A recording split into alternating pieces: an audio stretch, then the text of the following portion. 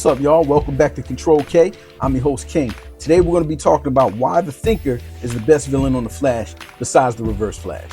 You've done wonders all these years, punching gorillas with rudimentary powers, chasing mad men, shooting icicles. Those were children. The play guns, Savitar, Zoom, Thawne. Their powers are nothing compared to the power of limitless thought. That's your ability. Your intellect was amplified by the particle accelerator. You may be the fastest man alive, Alan. I'm the fastest mind. Reverse Flash will always be the number one villain in the Flash, but right behind him, Clifford DeVoe, the Thinker. And honestly, season 4 is one of the most underrated seasons in the entire show. Let me break down why. DeVoe was the first villain who didn't need speed to outmatch Barry. His weapon wasn't the Speed Force, it was his mind. Every step of his plan was built in precision, calculation, and honestly, he pulled it off nearly flawlessly. Barry only found a way to stop him at the very last second, and even then, it felt like DeVoe had been 10 moves ahead of him the entire season. You sent your Samuroid after me.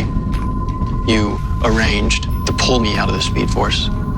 You made sure that we turned all those people on that bus into metahumans. Why? You're about as capable of seeing the breadth of my machinations as an infant mastering multivariable physics.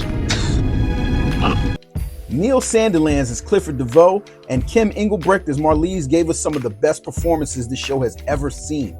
Both of them played multiple shades of their characters: cold, calculating, manipulative, even vulnerable, and every version felt believable. I cannot grab a damn book from the shelf!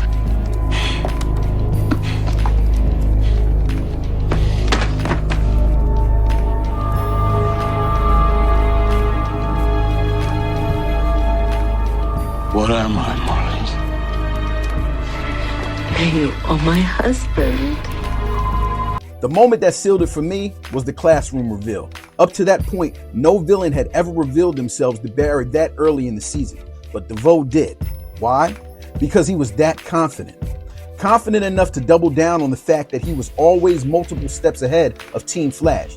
Barry barges into his classroom looking for answers, but instead, he gets hit with pure intellectual dominance. Who's asking? Barry Allen? Or the Flash? How did you? Oh, please. Your little secret is one of the more underwhelming revelations I've uncovered. You and your science team have devised no strategy, no action, no coordinated effort for which I'm not already prepared. But why reveal yourself now? Because I have nothing to fear from you. Yeah. Well, I'd think twice about that. I have a team of some of the smartest minds from across the multiverse. Your council of wells. Could any one of those clowns identify what my abilities are? You could gather every genius on every planet, and you still couldn't outthink me. DeVoe isn't hiding. He's flexing, calling his other enemies children, and even casually dropping the name Thawne when only Team Flash knew that.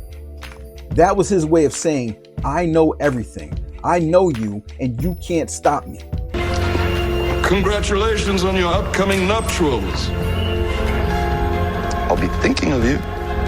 And it wasn't just DeVoe. Marlize was just as chilling. One of my favorite moments was in the courtroom. She goes from crying, emotional wife in front of the jury to switching instantly into cold, sharp manipulator the second she's alone with Iris in that hallway. That flip was scary good. I hope you enjoy the rest of the show.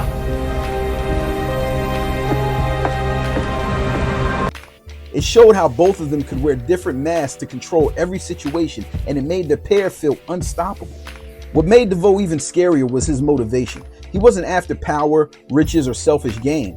His entire plan came from the belief that he was saving humanity. In his mind, the world was heading towards its own destruction, and only by returning to a place of knowledge and enlightenment could humanity truly evolve.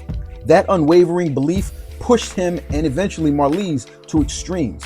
And while the quest slowly drove him mad and stripped away his humanity, it started from a place of twisted logic. That's what makes the best villains, when you can understand their reasoning even if their execution is horrifying.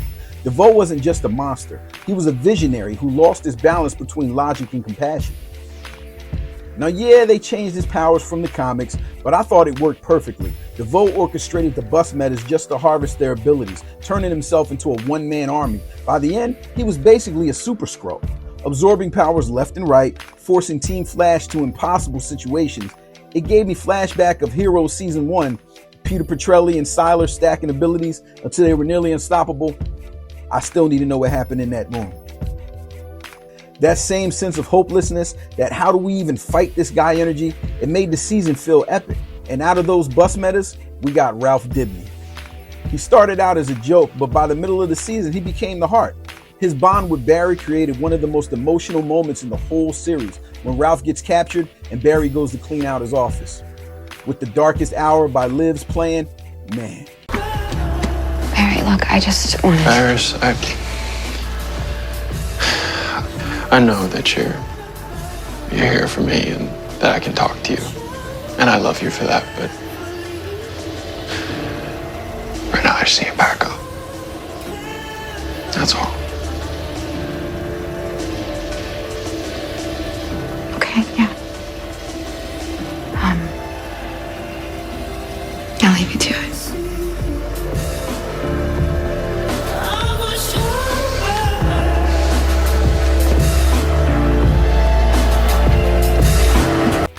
That scene just hits perfectly. And it wasn't just the sadness of it. The lyrics themselves mattered. When she sings, "Tread carefully now, tread carefully," it felt like a warning woven into the story.